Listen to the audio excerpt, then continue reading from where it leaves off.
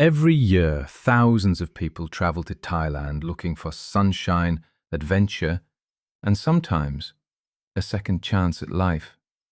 Most return home with nothing more than photographs and memories, but for one Englishman named Michael, one holiday would change the rest of his life forever. This is his story. Michael Turner was 60 years old when he arrived in Pattaya. Recently retired and divorced, he had spent almost 40 years working as an electrical engineer in Birmingham. His children had grown up, built families of their own, and encouraged him to take a holiday. "Go somewhere warm," his daughter had said. "You deserve it." So Michael booked a 2-week trip to Thailand, hoping little more than to escape the English weather and clear his mind. For the first few days, life was exactly as he'd imagined. Long walks along Beach Road, fresh seafood overlooking the bay, lazy afternoons in cafes, boat trips to Koh Lan. The slower pace helped him forget the empty house waiting for him back in England. Then, on the 5th evening, heavy rain forced him into a small beer bar just off Soi Buakau. It wasn't crowded. A young Thai woman stood behind the counter smiling as he walked in. "English?" she asked. Michael laughed. "That obvious." She smiled. "You looked at the rain before looking for shelter." Her name was Fern.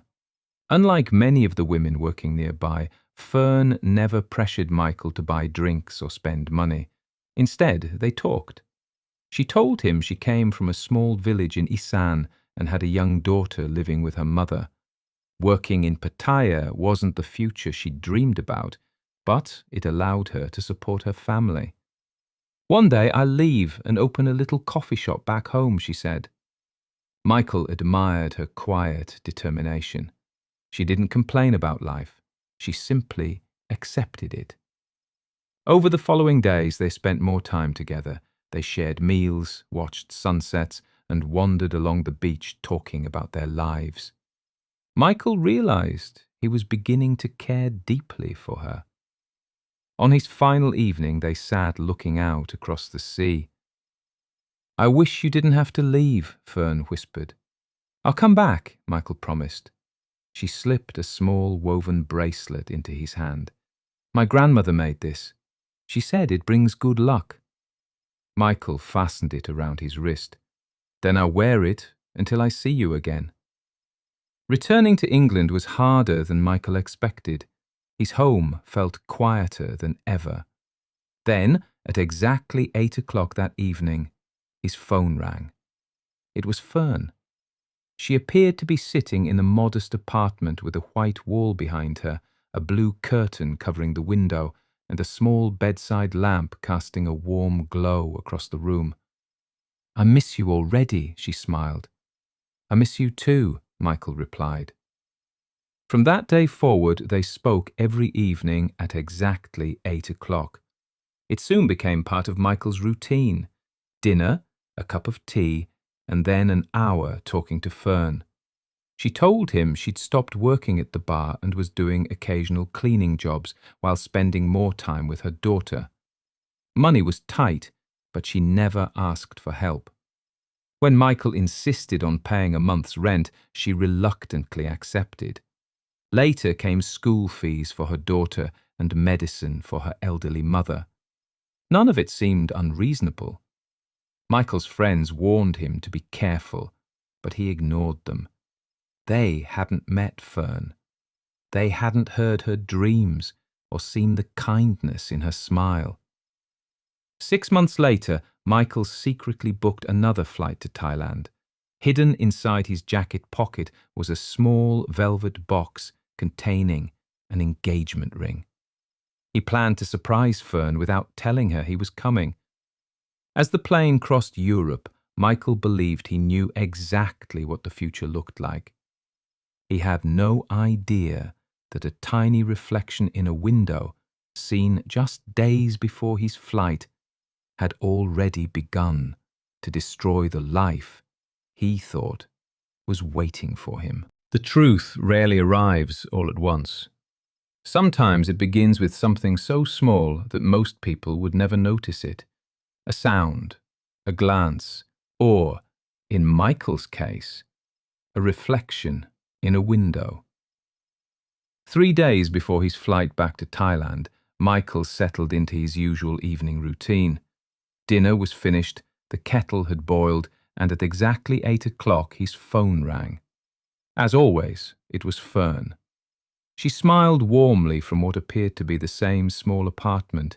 The white wall, the blue curtain, and the little bedside lamp had become as familiar to Michael as his own living room. For 6 months, nothing had changed. "You look excited," Fern laughed. "I've just had a good day." "You'll tell me about it?" "Soon," Michael smiled, careful not to reveal he'd booked another flight. He wanted the visit to be a surprise. In his mind, he could already picture Fern opening the door, throwing her arms around him, and perhaps, if everything felt right, accepting the engagement ring hidden in his suitcase. As they talked, Fern adjusted her phone slightly. It lasted no more than a second, but it was enough. Michael noticed coloured lights reflected in what looked like a piece of glass beside the curtain.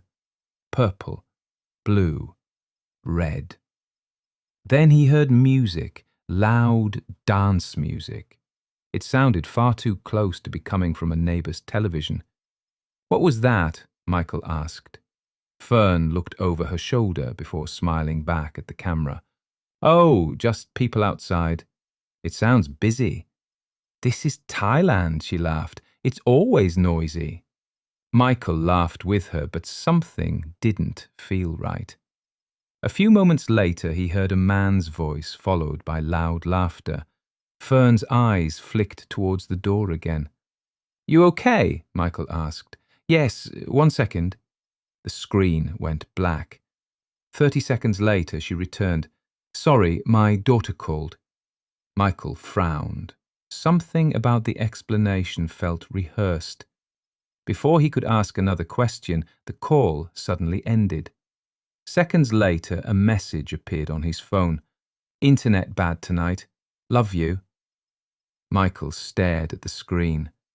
He wanted to believe her. He truly did. But for the first time since meeting Fern, doubt crept into his mind. The following evening, the call arrived as usual. Michael decided to ask a simple question. "Can I see your apartment?" Fern looked surprised. "My apartment?" "Yes, just show me around." She laughed nervously. "It's very messy." "I don't mind. Another day." She changed the subject so quickly that Michael almost forgot the question. Almost. After the call, he opened every photograph Fern had ever sent him. Beach pictures, cafes, selfies with her daughter, temples, markets. But when it came to her apartment, there were only a handful of images, and every one showed exactly the same background. The white wall, the blue curtain. Nothing else. Michael barely slept that night. Had he missed something obvious, or was he simply becoming paranoid because he missed her? By the time his flight landed in Bangkok the following afternoon, he'd almost convinced himself he was imagining things. He decided not to tell Fern he had arrived. If she really was at home, surprising her would be the perfect ending to 6 months apart. After checking into a small hotel in Pattaya, Michael waited until darkness fell before walking towards the little bar where they'd first met. The streets were alive with music and neon lights. Tourists wandered between bars while street vendors prepared food for the evening crowds. Michael stopped across the road from the bar. At first he couldn't see Fern. Then the door opened. A young woman in a short black dress stepped outside carrying a tray of drinks. Michael's heart skipped a beat. It was Fern. She laughed with a group of customers, sat beside one of them and accepted a drink. Michael stood frozen. Only 2 hours earlier, she'd told him she'd spent the entire day at home. He couldn't understand what he was seeing, but deep down, he knew this was only the beginning. As he watched from the shadows, Fern suddenly disappeared through a door at the back of the bar. Exactly 5 minutes later, Michael's phone began to ring. It was Fern. Michael stared at his phone. Across the road, he'd just watched Fern disappear through a door at the back of the bar. Now her name flashed across the screen. He answered. "Hi, darling," Fern smiled. She was sitting in the familiar room with the white wall behind her, the blue curtain to one side, and the little bedside lamp glowing softly. "I've missed you today," she said. "So have I," Michael replied, struggling to keep his voice steady. "What have you been doing?" "Nothing much. And you?" "I've been at home all day." Michael looked up from his phone. The back door of the bar remained closed. He realized the room on the screen wasn't an apartment at all. It was somewhere inside the building. A room carefully arranged to look like a home. The white wall, the blue curtain, the lamp. Everything had been placed there for one reason: to fool him. Michael ended the call after only a few minutes. He stood across the road for almost an hour. Eventually, Fern came back out of the room and returned to serving customers as though nothing had happened. She laughed, she danced, she chatted with tourists. It was a side of her Michael had never seen. Around midnight, the bar closed. Instead of confronting her, Michael stayed back and watched. Fern climbed onto the back of a waiting motorbike. A young Thai man was driving. Michael quickly flagged down another bike taxi. "Follow them," he said. The driver nodded. Keeping a safe distance, they followed Fern across the city before stopping outside a modest townhouse. Fern climbed off the bike. She smiled at the young man. Then, to Michael's horror, she kissed him. The front door closed behind them. Michael remained sitting on the motorbike, unable to speak. His driver looked back at him. "You okay?" Michael quietly replied, "No, I don't think I am." The next morning, Michael returned to the street where the bar was located. Instead of going inside, he bought a coffee from a nearby cafe and sat watching the entrance. Around lunchtime, an elderly woman sweeping outside smiled at him. "You waiting for someone?" Michael hesitated. "Do you know the girl called Fern?" The woman's smile faded slightly. "Yes." "Does she work here every night?" The woman nodded. "Long time." Michael showed her a photograph on his phone. "Do you know where she lives?" The woman looked uncomfortable. "I don't know." She clearly knew more than she wanted to say. Throughout the afternoon, Michael spoke to several local shop owners. Most recognized Fern immediately. Some smiled. Others simply shrugged. One man finally said something that caught Michael's attention. "Good girl." Michael frowned. "Good girl?" The man nodded. "Very hard worker." That wasn't the answer Michael had expected. Late that afternoon, he finally walked into the bar. An older Thai woman was sitting behind the counter checking receipts. She looked up. "Can I help you?" "I'm looking for Fern." The woman studied him carefully. "You Michael?" His heart skipped a beat. "How do you know my name?" The woman sighed. "She talk about you." "I'm her boyfriend." The woman looked down at the paperwork in front of her. After a long silence, she quietly replied, "So she say." Michael placed his phone on the counter. Photographs, video calls, messages stretching back 6 months.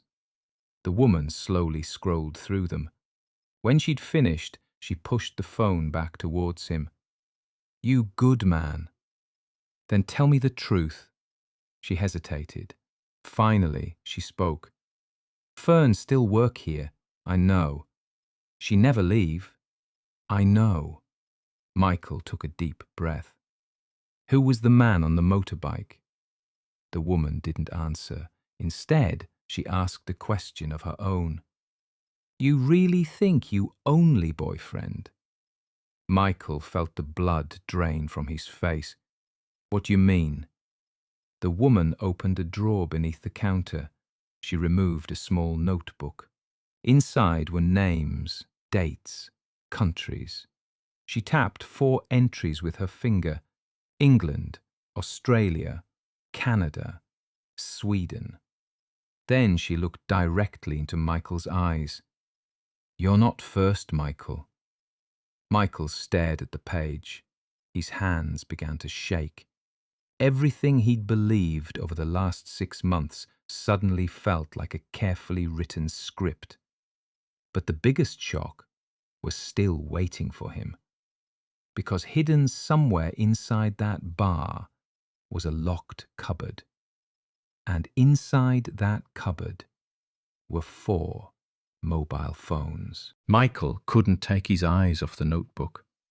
4 names, 4 countries, 4 men. Each one had dates written beside them. Each one had been visiting Pattaya for months, some for years. Who are they? Michael asked. The bar owner looked towards the door before answering. Men who help Fern. Help her? Money. Michael felt sick. So she's been playing all of us. The woman didn't answer. Instead, she quietly stood up. Come. She led Michael through the back of the bar, past the small room where Fern had made every video call. It looked exactly as it had on the screen. The white wall, the blue curtain, the bedside lamp. From behind the curtain, Michael discovered shelves stacked with cleaning products and spare drinks. There had never been a window. Every evening for 6 months, Fern had carefully positioned the phone so he would believe she was sitting at home. The illusion had been perfect. The bar owner unlocked a small storage cupboard. Inside sat 4 mobile phones connected to chargers. Each had a coloured sticker, blue, green, yellow, red. Whose are they? Michael whispered. The woman picked up the blue phone. This one? England. She picked up the green phone. Australia. The yellow phone. Canada. Finally, the red phone. Sweden. Michael couldn't believe what he was seeing. Each phone belonged to a different life, different conversations, different promises, different men. The woman handed him the blue phone. It's yours. The battery was almost full. The wallpaper showed a photograph of Michael and Fern smiling together on Beach Road. His hands trembled as he opened the messages. Every conversation they'd ever had, every photograph, every voice message, nothing had been deleted. Then curiosity got the better of him. He opened another phone. The Australian man. The messages were almost identical, the same good morning texts, the same heart emojis, the same photographs from cafes, the same promises about leaving bar work. Even the dream of opening a coffee shop appeared again. Only the names had changed. Michael felt physically sick. He checked the Canadian phone. Exactly the same. The Swedish phone, again, almost identical. It was as though Fern had been living 4 separate lives at once. How long? Michael asked quietly. The bar owner shrugged. Long time. Michael placed the phones back inside the cupboard. Everything he believed had collapsed. The engagement ring in his pocket suddenly felt ridiculous. He'd travelled thousands of miles believing he was about to ask the woman he loved to marry him. Instead, he discovered he was only one chapter in a much bigger story. As he turned to leave, the bar owner spoke again. "Don't judge too quick." Michael stopped. "What?" "They're things you not know." "I know enough." She slowly shook her head. "No." Michael looked at her in frustration. "Then tell me." Before she could answer, someone shouted from the front of the bar, "Fern here!" The bar owner immediately fell silent. Moments later, Fern walked through the doorway carrying shopping bags. She froze the instant she saw Michael. The colour drained from her face. Neither of them spoke. The room was completely silent. Finally, Fern whispered one word. "Michael." He reached into his jacket and removed a small velvet ring box. For a moment, Fern's eyes filled with hope. Then, without opening it, Michael placed it gently on the table between them. "I came here to ask you to marry me." Fern lowered her head. "I know." Michael stared at her. "No, you don't." He turned and walked away without another word. Behind him, he heard Fern begin to cry. He didn't stop. He couldn't. As Michael reached the end of the street, his phone vibrated. It wasn't a message from Fern. It was the bar owner. Just 6 words. "You're still missing the biggest truth." Michael stared at the screen. He had no idea what she meant, but within 24 hours, he was about to find out. Michael slept little that night. Every time he closed his eyes, he saw the 4 phones lined up inside the cupboard. 4 men, 4 lives, 4 versions of Fern. By morning, he had decided there was only one thing left to do. He would return to the bar, collect his belongings, and fly back to England. Whatever Fern's reasons, he wanted no part of them. As he packed his suitcase, his phone rang. The number was unfamiliar. "Hello?" The voice on the other end spoke broken English. "Michael." "Yes?" "This Mali, from bar." The owner. "What do you want?" "You come hospital." Michael frowned. "What hospital?" "Fern there." "I'm not interested." There was a long silence. Then Marley quietly replied, "Please, just come." The call ended. Michael sat staring at the phone. Part of him wanted to ignore it, another part couldn't. An hour later, he found himself walking through the entrance of Pattaya Memorial Hospital. Marley was waiting outside. She looked exhausted. Without saying a word, she led Michael upstairs, through a set of double doors, into a quiet ward. Fern was asleep. She looked nothing like the confident young woman he'd seen laughing with customers only 2 nights earlier. Her face was pale. There was no makeup, no smile, no carefully rehearsed story. Just silence. Michael turned to Marley. "What happened?" "Cancer." The single word hung in the air. Michael stared at her. "What?" "Cervical cancer." Michael looked back at Fern. "No. She know many months. She never told me." "No tell anybody." Michael struggled to take it in. Why would she hide something like that? Marley looked down at the floor. "Because she's scared." The doctor entered the room and spoke briefly with Marley before leaving again. Michael caught only a few words: treatment, debt, late diagnosis, operations. As the doctor disappeared, Michael quietly asked, "Is she going to recover?" Marley didn't answer immediately. Finally, she whispered, "We don't know." Michael sat beside the bed. For several minutes, neither of them spoke. Eventually, Fern opened her eyes. When she saw Michael, tears immediately filled them. "I'm sorry," she whispered. Michael didn't reply. "I wanted to tell you. So why didn't you? I thought you leave." I left anyway. Fern closed her eyes. I know. After a long silence, she reached towards the bedside cabinet. Inside was a thick envelope.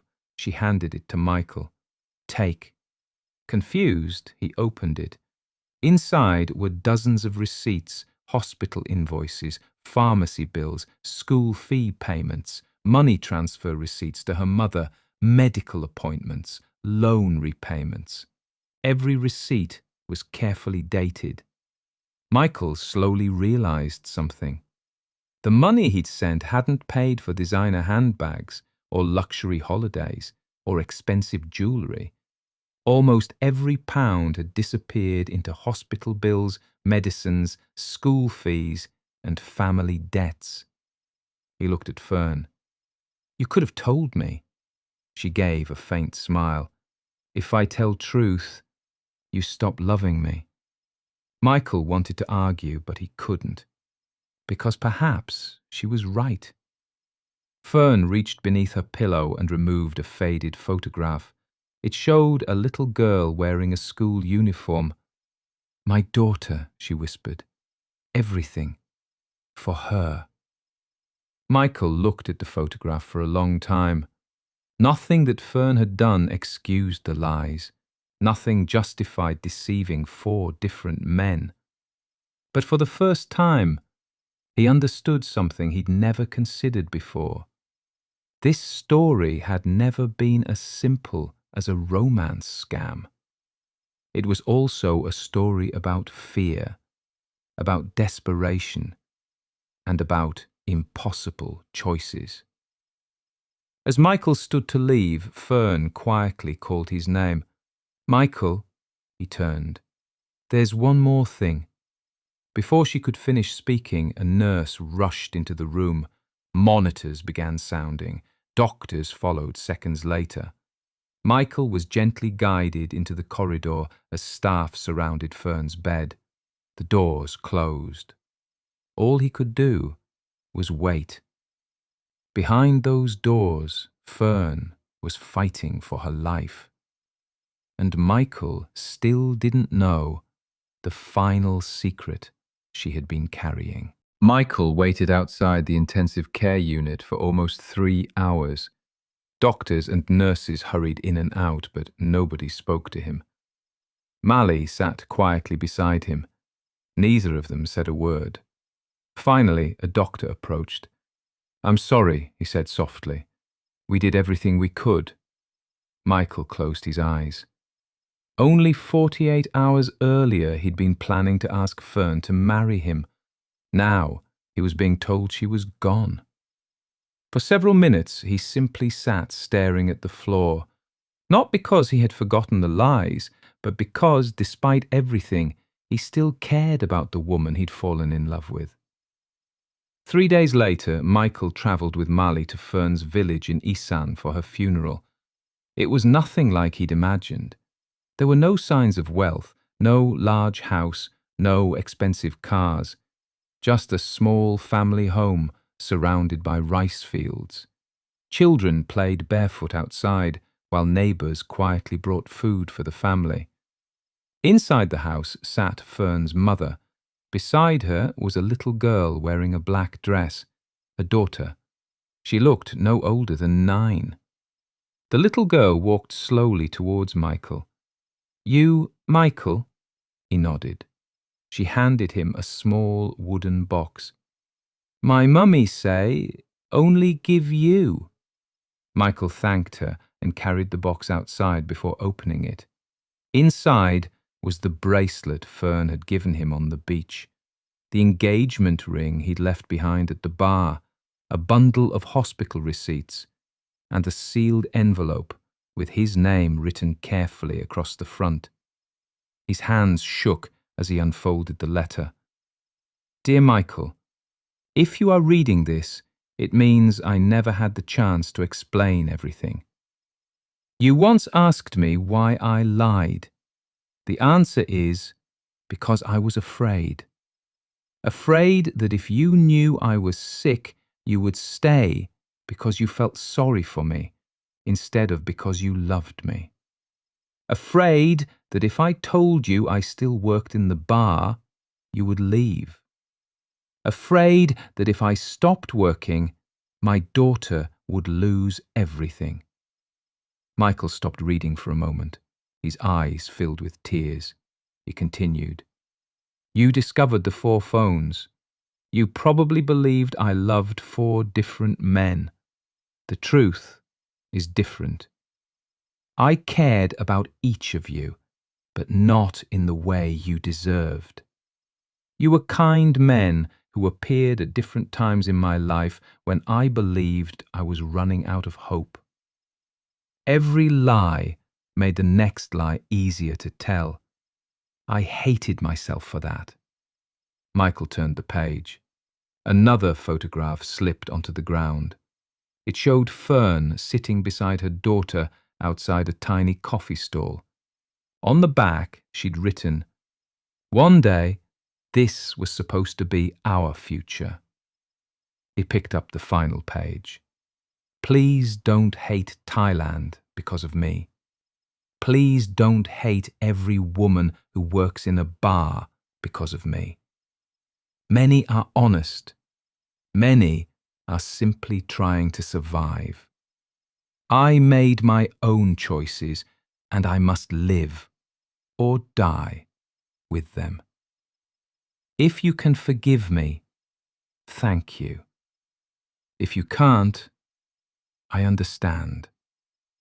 But please remember me as the woman who laughed with you on the beach, not the woman who lied behind a phone. Love, Fern." Michael folded the letter and looked across the rice fields. For the first time since arriving in Thailand, he finally understood. Fern hadn't been one thing. She wasn't simply a scammer. She wasn't simply a victim. She was a frightened mother, trying to hold together a life that was falling apart, making decisions that hurt everyone around her, including herself. Nothing in the letter excused what she'd done. The lies had been real. The deception had been real. The pain she'd caused had been real. But so had her illness. So had her love for her daughter. And so had her fear. Before leaving the village, Michael walked to the small coffee stall in the photograph. It had never opened. Only the concrete floor and a rusting metal frame remained. He placed the bracelet on one of the wooden posts. Then he slipped the engagement ring into his pocket. Some memories, he realized, are too painful to leave behind. Others are too important to throw away. As Michael boarded his flight home, he looked out of the window as Thailand disappeared beneath the clouds. He had arrived months earlier searching for a new beginning. Instead, he left with a lesson he would carry for the rest of his life. Sometimes people hide the truth because they are cruel. Sometimes they hide it because they are ashamed. And sometimes the saddest stories are not about monsters or heroes.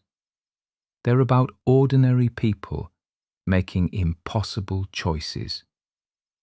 Perhaps the greatest tragedy wasn't that Michael and Fern met.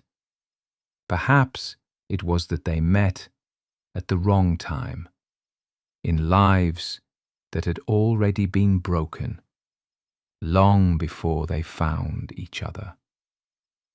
The end.